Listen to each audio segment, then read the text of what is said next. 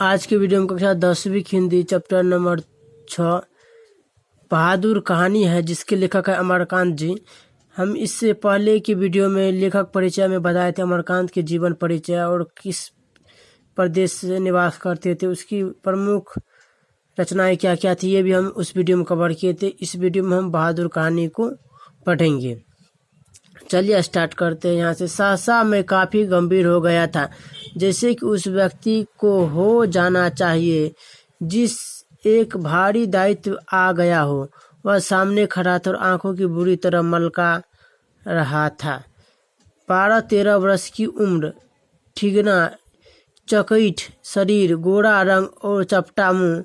वह सफ़ेद नेकर आधी बाँ की ही सफ़ेद कमीज और भूरे रंग का पुराना जूता पहने था। उसके गले में स्काउटों की तरह एक रुमाल बांधा था। उसको घेर कर परिवार के अन्य लोग खड़े थे। निर्मला चमकती दृष्टि से कभी लड़के को देखती और कभी मुझको और अपने भाई को। निश्चय वह पंच बराबर हो गई थी।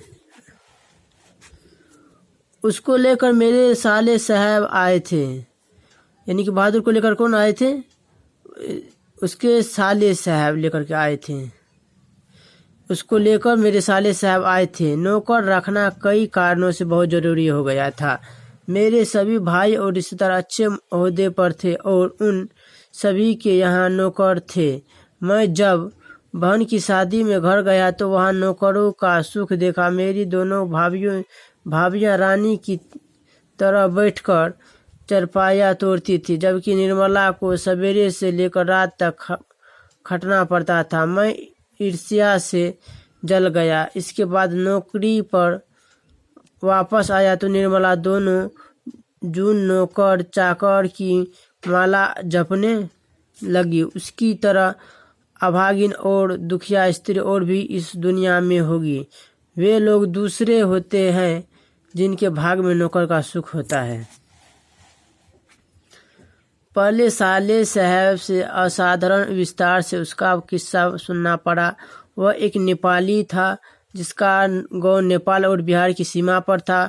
उसका बाप युद्ध में मारा गया था और उसकी माँ सारे परिवार का भरण पोषण करती थी। माँ उसकी बड़ी गुस्सैल थी और उसको बहुत मारती थी। माँ चाहती थी कि लड़का घर के काम धाम में हाथ बटाए, जबकि वह पहाड़ या जंगलों में निकल जाता और पेड़ों पर चढ़कर चिड़ियों के घोंसलों में हाथ डालकर उनके बच्चे पकड़ता या फल तोड़ तोड़ कर खाता। कभी कभी वह पशुओं को चराने के लिए ले जाता था।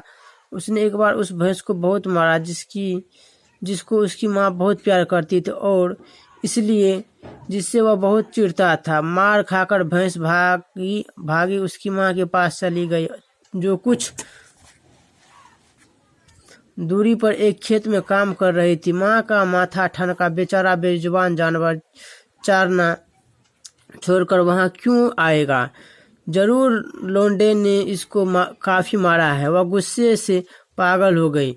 जब लड़का आया तो माँ ने भैंस की मार का काल्पनिक अनुमान करके एक डंडे से उसकी दुगुनी पिटाई की और उसको वही कराहता हुआ छोड़कर घर लौट आई।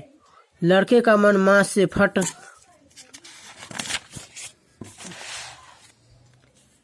गया और वह रात भर जंगल में छिपा रहा। कौन? बहादुर। जब सवेरा होने को आया तो वह घर पहुंचा और किसी तरह अंदर चोरी चुपके घुस गया। फिर उसने घी की हंडिया में हाथ डालकर माँ के रखे रुपयों में से 2 रुपये निकाल लिए। अंत में 9-2-11 हो गया। वहाँ से 6 मील की दूरी पर बस स्टैंड था। वहाँ गोरखपुर जाने वाली बस थी। तुम्हारा नाम क्या है जी? मैंने पूछा। दिल बहादुर साहब। उसके स्वर में एक मीठी झंझनाहट थी। मुझे ठीक ठीक याद नहीं कि मैंने उसको क्या हिदायतें दी। शायद यह कि वह शरारतें छोड़कर ढंग से काम करे और घर को अपना घर समझे। देखिए, इस वीडियो में हम यहाँ तक कवर कर चुके हैं। अगले वीडियो में और कवर करेंगे, लेक्चर 2 इसका लेकर के आएंगे। और हमारा वीडियो अच्छा लगा तो हमारे वीडियो को लाइक करें और चैनल को सब्सक्राइब करना ना भूलें।